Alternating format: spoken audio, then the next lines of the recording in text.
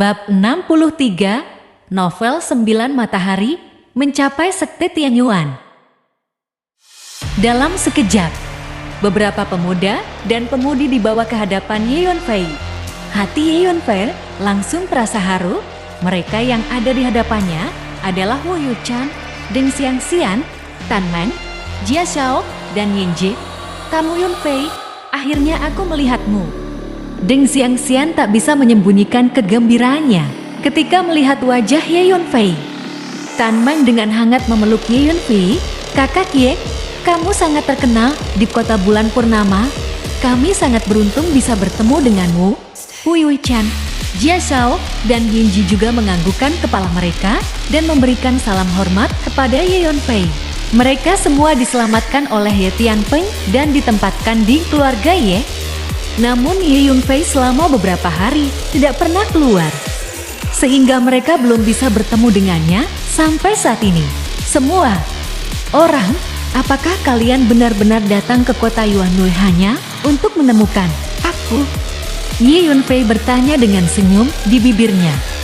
Wu Yuchan dan teman-temannya merasa sedikit malu. Beberapa dari mereka datang ke kota bulan purnama dengan tujuan mencari Ye Yunfei. Tidak disangka ketika mereka memasuki kota Yuanhui, mereka malah dihadang oleh Qin Xiong, ditahan dan dipenjara di penjara keluarga Qin. Pengalaman yang memalukan seperti itu benar-benar menghina perasaan mereka. Haha, semua orang terpengaruh olehku. Kata-kata itu terucap dengan sombong. Namun keluarga Qin sudah dimusnahkan dan Qin Xiong sudah tiada. Balas dendam akhirnya terwujud bagi semua orang. Yunfei tidak bisa mengungkapkan apakah dia membenci atau sangat menyukai murid-murid dari Sekte Chang sejati ini.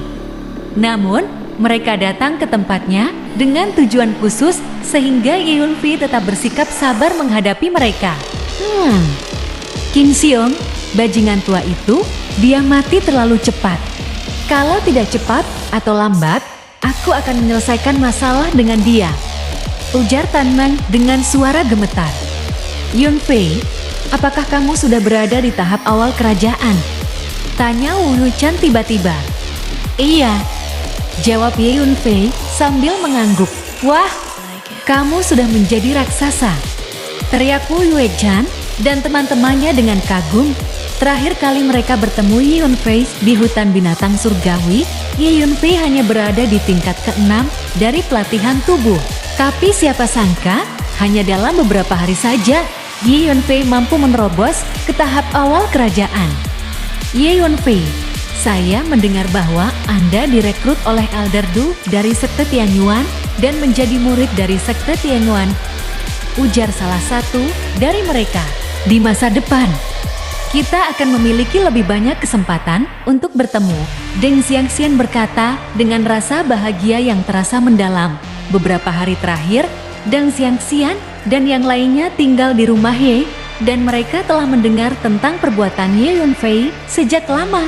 Bro Yunfei, ketika aku pertama kali bertemu denganmu, aku merasakan bahwa kamu pasti bukan orang biasa, seperti yang aku harapkan, kata Tan Meng dengan suara yang penuh emosi. Kak Tan benar-benar pandai menggoda, balas Ye Yunfei sambil tertawa. Kemudian, dengan kesabaran yang tiada batas, Ye Yunfei menemani 5 murid Sekte Zhenjiang hampir sepanjang hari. Akhirnya, kelima murid dari Sekte Zhenjiang mengucapkan selamat tinggal pada Ye Yunfei.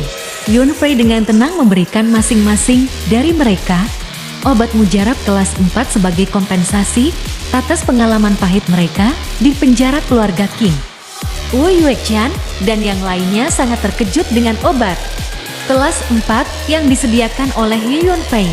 Kamu tahu, bahkan para tetua di Sekte Chang sejati tidak dapat menemukan ramuan kelas 4. Perbuatan mulia dan sikap yang sabar dari Ye Yunfei telah membangkitkan emosi yang dalam di hati Deng Xiangxian, Tan Meng, Wu Yuchan, dan yang lainnya. Mereka semua merasakan kehangatan yang tulus dan kebaikan hati.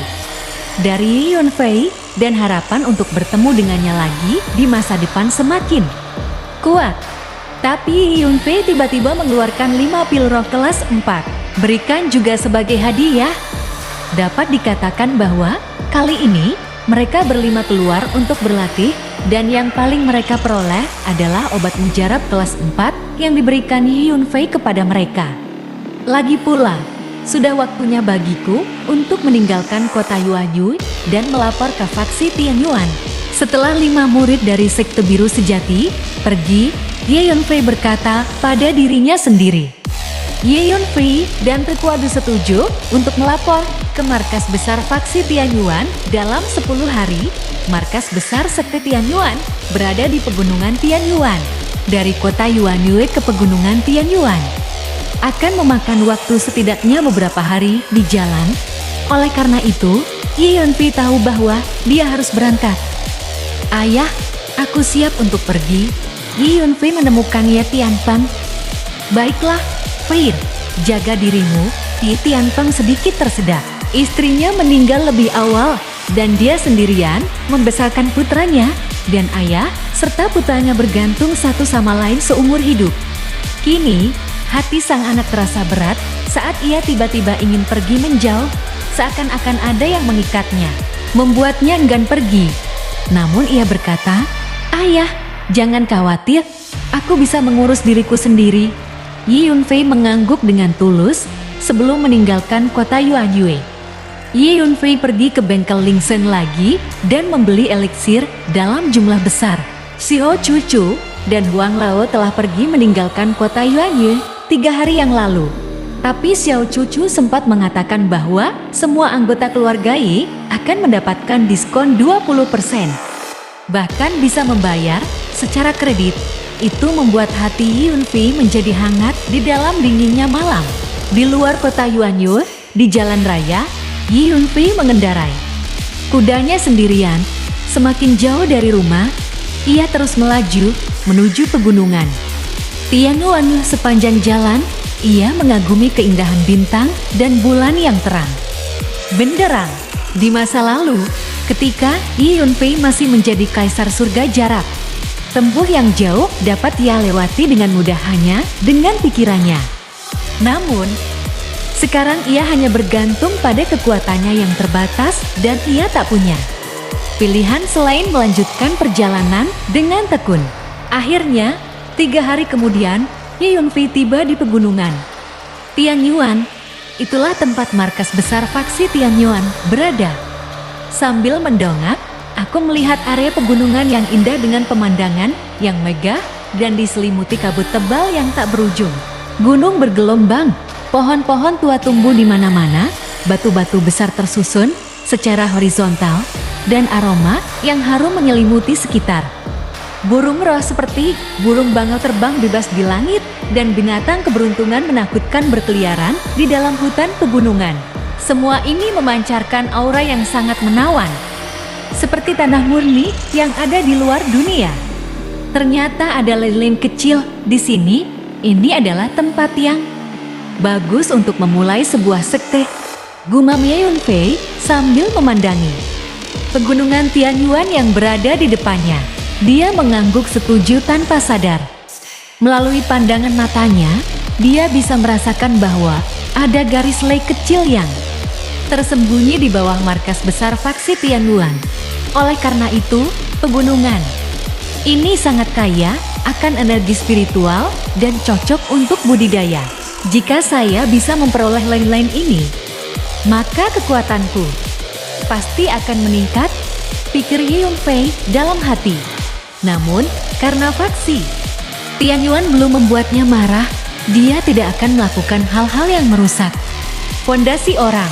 Yunfei tersenyum sambil berjalan menuju pegunungan Tianyuan, hingga akhirnya ia tiba di gerbang gunung yang megah dan penuh uap. Di depan gerbang, terdapat tugu batu yang tingginya 10 kaki, dengan 3 karakter besar yang terukir di atasnya, serta dilengkapi dengan sajak kuno yang mengandung fraksi Tianyuan. Saat ini, Ye Yunfei berada di gerbang sekte Tianyuan yang dijaga oleh beberapa murid yang sedang asyik mengobrol. Ketua Superna memberitahu kami untuk menghentikan seorang anak bernama Yun Fei dan tidak membiarkannya memasuki gerbang sekte. Tian Yuan, kata salah satu murid. Namun, sudah beberapa hari berlalu dan ia belum kunjung datang. Mungkinkah ia tidak akan datang? Kata murid lainnya. Kalau saya boleh bilang, lebih baik dia tidak datang. Dikabarkan bahwa Penatua Du telah merekrut Ye Yun Fei secara pribadi setelah ia masuk ke sekte Tian Yuan. Ia akan langsung menjadi murid inti.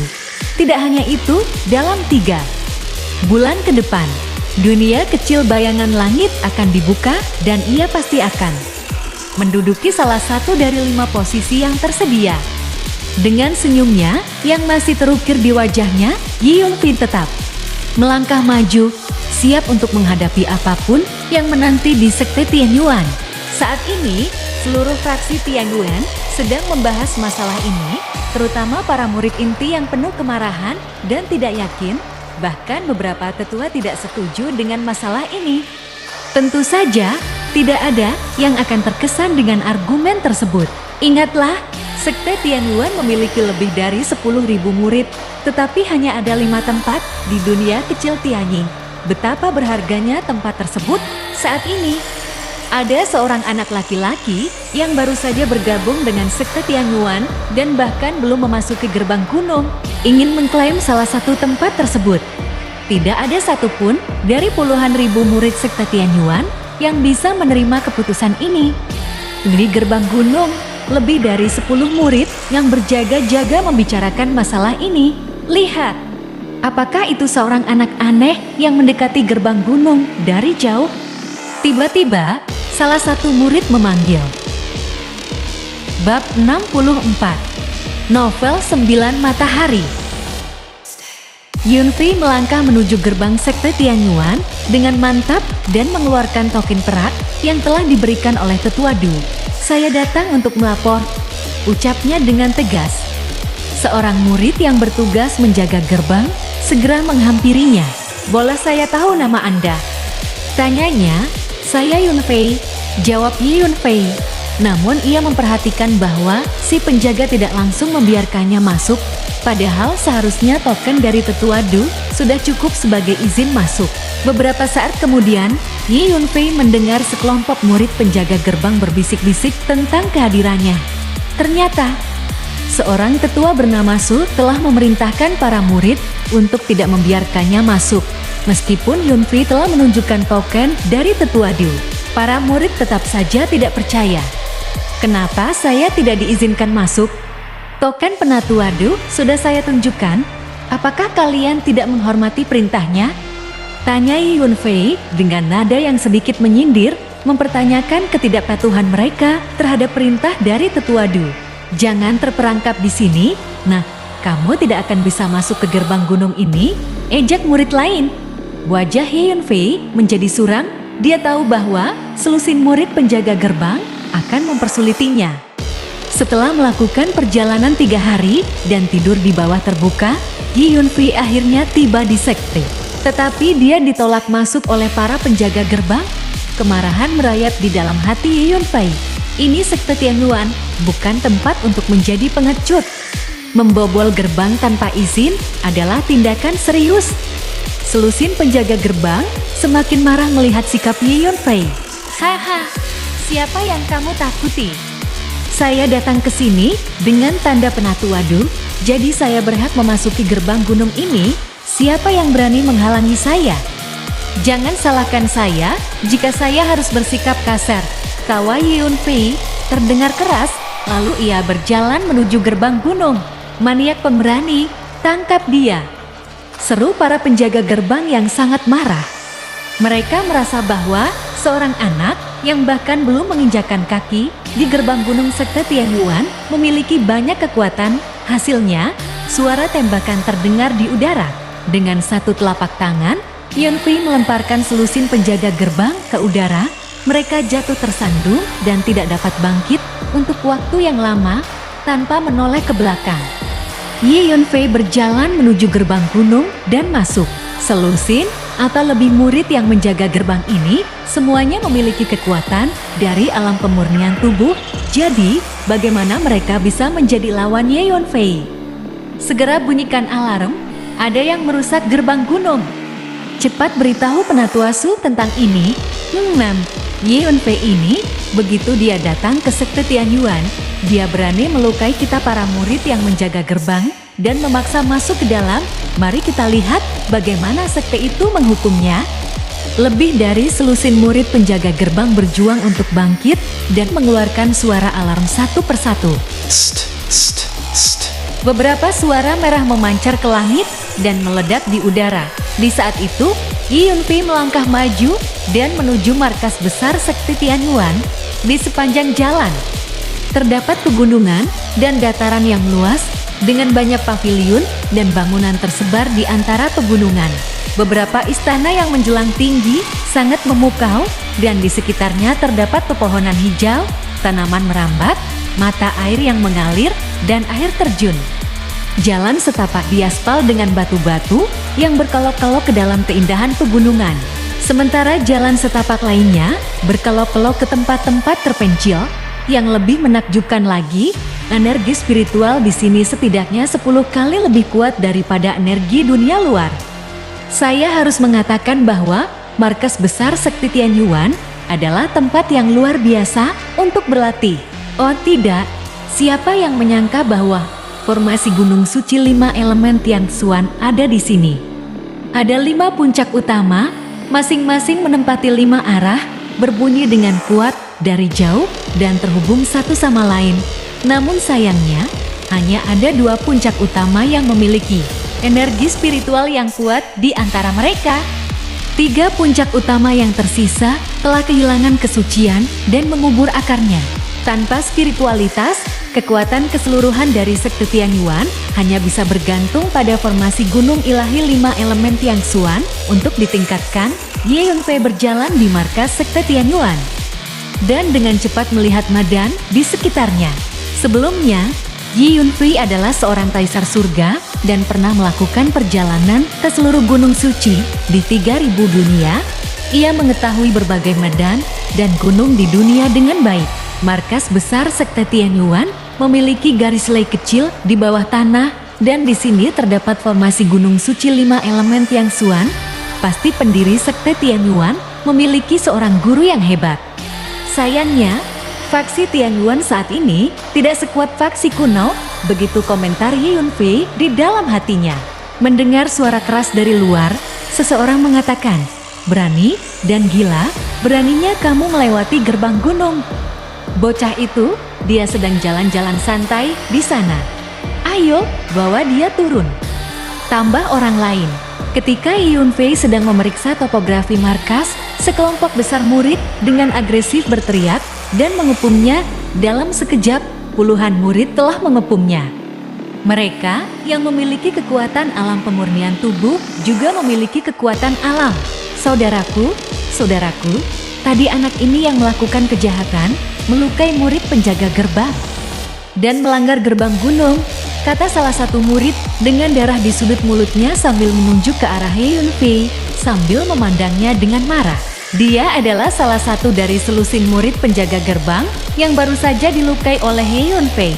Aku sudah mengatakan, aku ada di sini dengan token Penatua Du di tangan. Sebaiknya kamu tidak main-main dengan saya. Jika tidak, jangan salahkan saya jika saya bersikap kasar, kata Ye Yunfei. Nak, faksi Tianyuan, apakah ini tempat di mana kamu bisa menjadi liar? Sekarang, berlutut dengan patuh, ikat tanganmu, dan ikuti kami ke aula disiplin untuk menerima hukuman. Kalau tidak, jangan salahkan kami jika kami bersikap kasar, kata seorang murid dengan pakaian putih yang ramping dan tampan. Sambil melangkah maju, menunjuk ke arah Ye Yunfei dan berteriak. Tiba-tiba, sebelum dia bisa menyelesaikan kalimatnya, Ye Yunfei langsung menamparnya dengan cepat dan terang. Dan tubuhnya terpental puluhan meter jauhnya. Sudah kukatakan, jangan main-main denganku, kata Ye Yunfei sambil tersenyum dingin. Murid yang mengenakan pakaian putih dan memiliki wajah bengkak seperti babi menutupi wajahnya dan berteriak. Meskipun dia memiliki kekuatan pelatihan tubuh tingkat ke-9, dia tak terduga dikalahkan dengan satu gerakan. Para murid di sekitarnya terkejut, tidak ada yang menyangka bahwa kekuatan tempur Yeonfei begitu kuat. Nah, berhenti bersikap agresif. Aku akan menyembuhkanmu, kata seorang pria berbaju ungu keluar dari kerumunan dan menunjuk ke arah Yeonfei. Pria berbaju ungu ini memiliki kekuatan tingkat dasar. Tapi tiba-tiba, sebuah bentakan terdengar. Telapak tangan yang memancarkan kekuatan mengerikan meledak di udara, menampar wajah pria berbaju ungu tersebut dengan keras. Dia berusaha mati-matian untuk melarikan diri, namun tak berdaya. Kekuatan telapak tangan itu terlalu cepat, sehingga dia bahkan tidak punya waktu untuk beraksi. Terjadi ledakan, dan tubuh pria berbaju ungu itu seperti layang-layang dengan tali putus, terlempar ke udara, dan mendarat puluhan meter jauhnya. Dia berteriak histeris dan tak bisa bangun. Kekalahan sekali lagi. Tiba-tiba, semua ekspresi para murid di sekitarnya berubah drastis. Kekuatan tempur Yeonfei melebihi ekspektasi mereka. Hei, orang tua dari faksi Tianyuan, semuanya bersembunyi di kegelapan untuk mengamatiku, tetapi mereka menolak untuk keluar. Mereka pasti ingin melihat bagaimana aku menangani situasi ini. Baiklah, aku akan terus maju. Ayo kita lihat berapa lama para tokoh penting dari faksi Tianyuan bisa bertahan. Yeonfei tersenyum dingin. Sejak lama, ia telah menyadari bahwa banyak ahli yang bersembunyi di kegelapan dan mengamatinya. Ahli-ahli itu pasti merupakan tokoh penting dari faksi Tianyuan. Sebenarnya, sudah seharusnya manajemen puncak faksi Tianyuan menangani masalah sebesar ini karena seseorang telah memasuki gerbang gunung tanpa izin.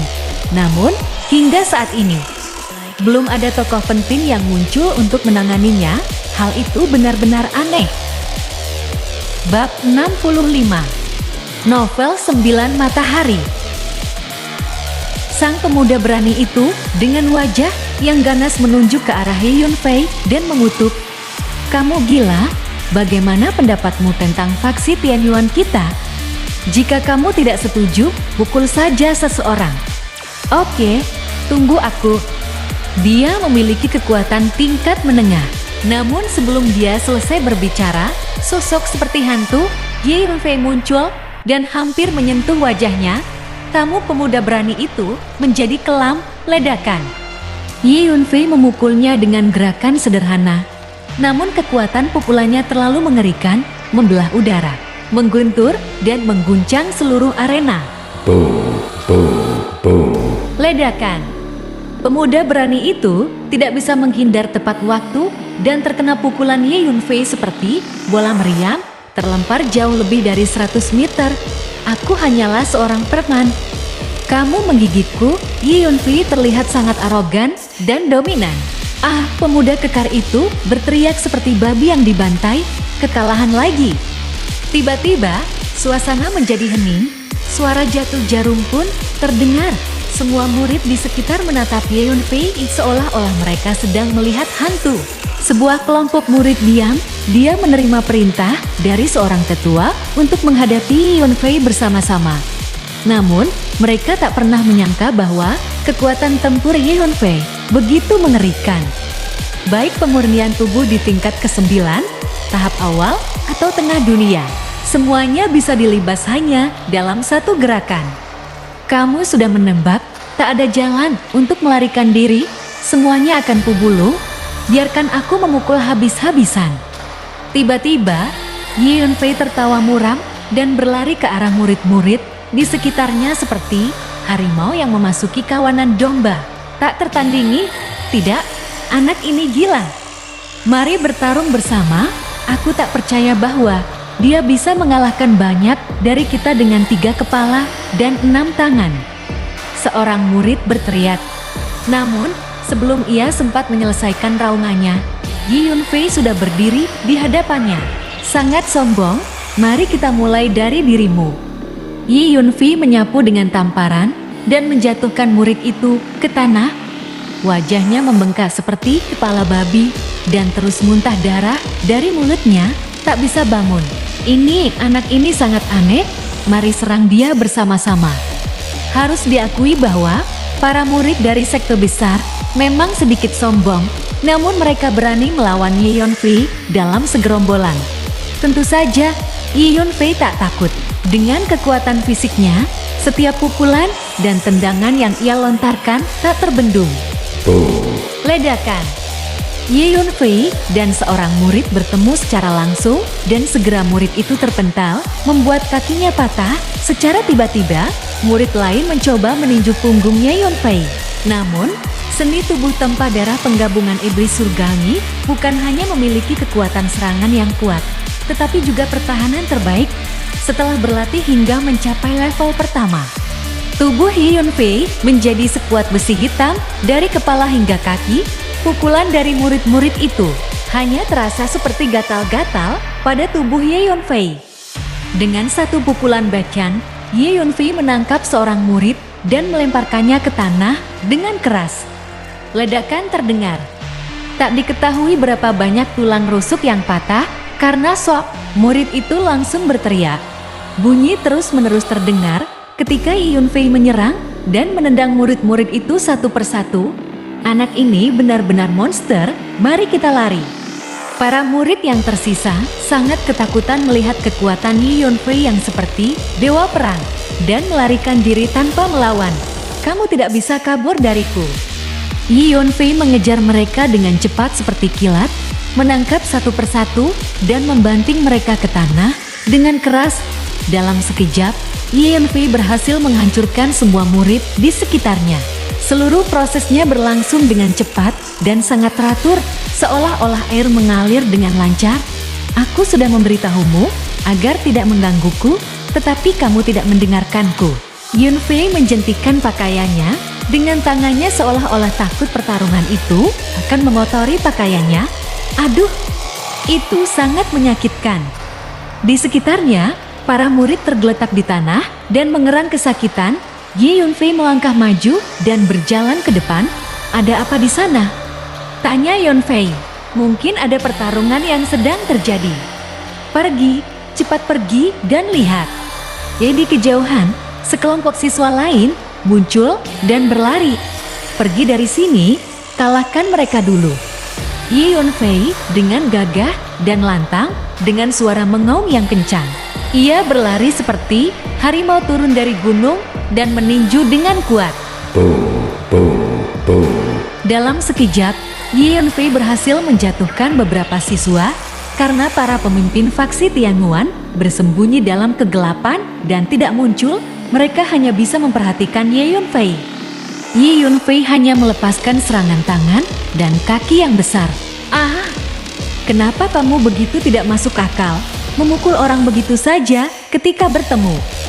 Seorang siswa berteriak marah, mari bertarung dahulu. Ye Yunfei berseru, dan dengan satu pukulan, ia berhasil menjatuhkan siswa itu. Tak lama kemudian, semua siswa itu berhasil dikalahkan oleh Ye Yunfei. Tergeletak di tanah dan berteriak kesakitan. Hanya memukul segelintir orang, masih jauh dari cukup. Baiklah, mari kita cari orang lain yang bersembunyi di mana-mana. Ye Yunfei melangkah maju, mendesis. Setelah mendengar apa yang dikatakan Ye Yunfei, siswa-siswa yang berhasil dikalahkan olehnya merasa ketakutan dan gemetar. Orang ini terlalu kejam. Saya pikir itu tidak akan menyenangkan. Mungkin ia harus terus mencari lawan untuk melawan. Cukup.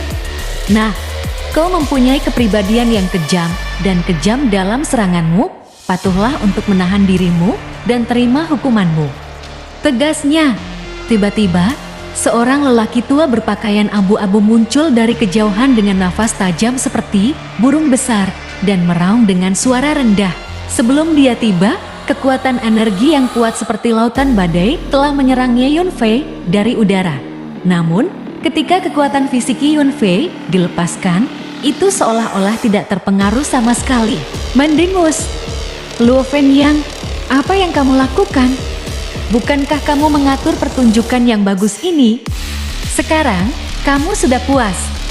Serentak, Penatua Du muncul dari arah yang lain dan melindungi Ye Yunfei. SSST, 3 lelaki tua lainnya juga datang secara berturut-turut. Setelah mereka tiba, mereka menatap Ye Yunfei dari atas ke bawah. Akhirnya para tetua ini keluar juga. Pikir Ye Yunfei, kekuatan jiwanya telah merasakan keberadaan para tetua tersebut sejak lama. Setelah meminum pil konsentrasi jiwa sejati, kekuatan jiwanya dan jangkauan persepsinya mencapai sekitar 1000 meter. Dalam jarak 1 kilometer, tidak ada yang bisa lepas dari pengamatan tajam Ye Yunfei. Hal itu jauh lebih jelas daripada yang dapat dilihat dengan mata biasa. Tuan Du, akhirnya saya senang bertemu dengan Anda, ujar Ye Yunfei dengan tenang kepada Tuan Du. Jika saya tidak keluar untuk menemui Anda lagi, Tuan, saya khawatir Anda akan menghancurkan markas besar faksi Tianyuan. Tuan Du tak bisa menahan senyum sinis. Anda bercanda, Tuan Du, balas Ye Yunfei dengan senyum tipis. Luo Fingyang, sekarang kau tahu seberapa besar kekuatan Ye Yunfei.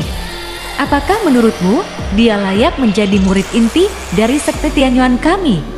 Tuan Du menatap lelaki berjubah abu-abu itu dan bertanya, meskipun dia enggan, dia layak menjadi murid inti.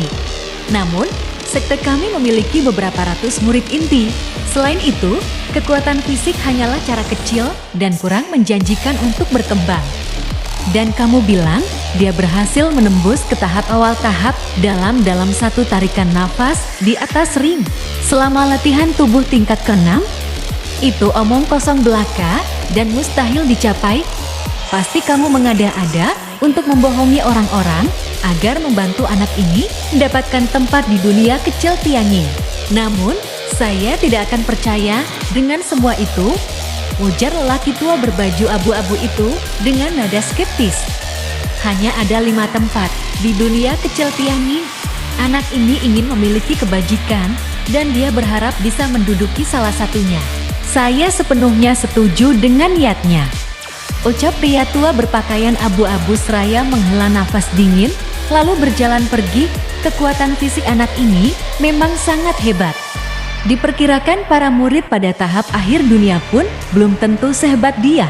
Sayangnya, kekuatan fisik saja tidak akan membawa masa depan yang cerah. Sangat disayangkan, tambah 3 pria tua lainnya sambil menggelengkan kepala. Kemudian meninggalkan tempat tersebut satu persatu. Di lapangan, hanya tersisa Ye Yunfei dan Tetua Du. Bersambung.